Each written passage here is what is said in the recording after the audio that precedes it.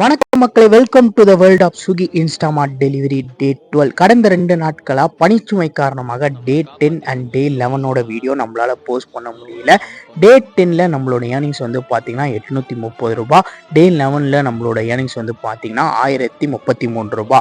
நான் சொல்கிற இந்த ஏர்னிங்ஸ் எல்லாம் பார்த்தீங்கன்னா இன்க்ளூடிங் இன்சென்டிவ்லாம் வேறு ஒன்றும் இல்லை மக்களே.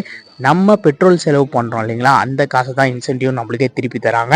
இதை தவிர ஒவ்வொரு டெலிவரிக்கும் சர்ச் போனஸ் அப்படின்னு ஒன்று இருக்குது. 15 ரூபா, 10 ரூபா, 7 ரூபா, 5 ரூபா அப்படின்னு ஒவ்வொரு ஆர்டருக்கும் கொடுப்பாங்க. அது டைமுக்கு டைம் மாறிக்கிட்டே இருக்கும். ஒரு நாள் அந்த சர்ச் போனஸ் கூட இருக்காது.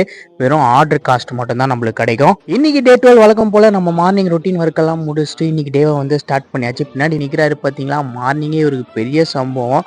2 பை நிறைய பெரிய ஆர்டர் தூக்க முடியாமல் தூக்கின்னு போறாப்புல. காலையில நம்ம எடுக்கிற முதல் ஆர்டரேவா இப்படி இருக்கணும்? 3 மாடி 4 மாடி, ஐயோ முடியலடா சாமி. மக்களே, ஏன்டா இந்த ஸ்விக்கி இப்படி பண்றாங்கன்னு தெரியல. போன வாரத்துக்கு முந்தின வாரம் தான் ஜாயினிங் போனஸ்ன்னு சொல்லிட்டு ஒரு 500 ரூபா பிடிச்சாங்க. போன வாரம் ஒரு 500 ரூபா பிடிச்சாங்க. இந்த வாரம் பார்த்தீங்கன்னா 300 ரூபா பிடிச்சிருக்காங்க. டோட்டலா 1300 ரூபா ஜாயினிங் போனஸ் அப்படின்னு பிடிச்சிட்டாங்க. நம்மளுக்கு ஜாயினிங் போனஸ் 5000 ரூபாய் தரேன் அப்படின்னு சொல்லியிருந்தாங்க.